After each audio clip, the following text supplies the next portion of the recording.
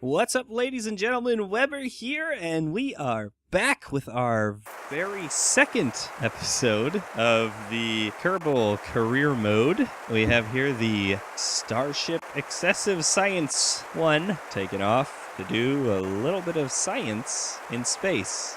Speaking of space travel, as far as Kerbal Space Program goes, and real space programs go, this is actually a really awesome week. NASA is back open, so now I can finally see NASA.com again. And Kerbal Space Program 0.22 has released, so I'm really excited about both of those. This 0.22 adds the career mode, in case, I don't know, in case you didn't realize that that's what you were watching right now.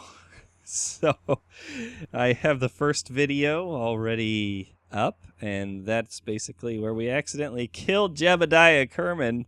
So here's Bill Kerman in space, and he's doing his experiments. I made this little rocket, which I like to call the Excessive Science 1, or I'm not sure, it might be also called the Less Excessive Science 1, but it has this mystery goo container, and he's decided, oh, look, we have enough fuel, we can make it out to the moon. Remember, in the last episode, I decided that we didn't have quite enough fuel to make it out to the moon. We can actually make it to the moon here with this very minimal rocket right now. And actually, probably, if we used the moon as a slingshot, and timed it right, and I'm actually not really quite sure how to do that, but if we timed it right, we could probably actually get out to Minimus with this thing, which would be cool. I would do that if I knew how to time slingshots. I know slingshots can be a little bit confusing as far as timing goes. The way NASA does it is they have a supercomputer, and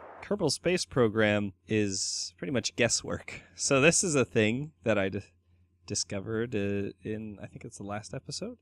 If he exits, he can do an EVA report, and I'm just having him fly around here a little bit, because why not? Because Kerbal. That's why. That's going to be my answer from now on for everything, because Kerbal. So we're dropping our moon encounter down a little bit, and Bill is going to come out and be the first Kerbal to go around the moon. And he's going to check out what it's like at the moon. And also check out how much delta V we have once we've orbited the moon, because that's a thing. It's also actually better whenever if we're planning on landing on the moon, it would probably be best to, instead of orbiting the moon, just do a suicide burn to the moon. I think that saves a little bit, other than the orbit thing. I'm not entirely sure, but I think, all of the fuel to make yourself orbit, it's still, I have to look it up, but I'm pretty sure there's a little bit of extra fuel that you need. First you orbit yourself, and then you have to stop yourself orbiting, and to compile all of that into one gives you maybe a little bit of extra efficiency. It seems like on paper, if you look at it mathematically, it should all just be added together, but it's not.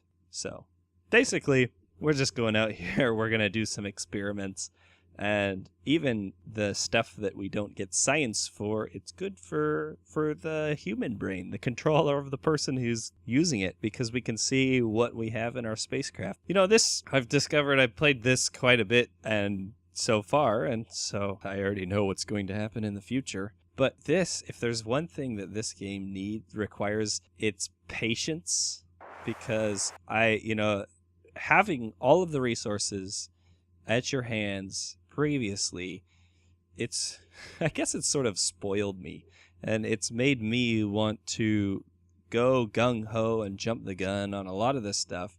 And you sort of have to realize, there's a lot of science that you have to do beforehand in order to get to the big things you have to do little things before you can get to the big things that you really want to do, which I guess that's sort of how everything works now, isn't it? So here we go. We're just gonna, after this, I've decided, we'll just pop that guy off, and we're intersecting with the atmosphere, and look at this this looks like 2001 A Space Odyssey sort of thing, Da-da! Boom, boom, boom, boom, boom, boom, boom, boom. And boom! Time to slam into the atmosphere. We've got our science. We've got our Kerbal. And we're bringing the science back to Kerbin. And what's really cool about Kerbin is the biomes. I'm not sure if you watched Scott Manley's interview with Felipe, I blew that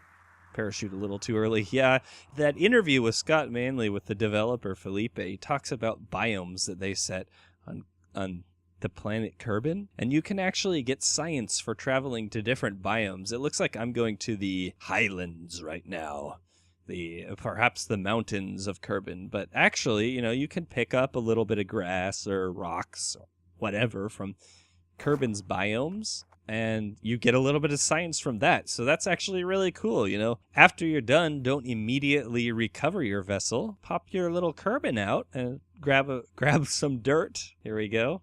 Grab some dirt.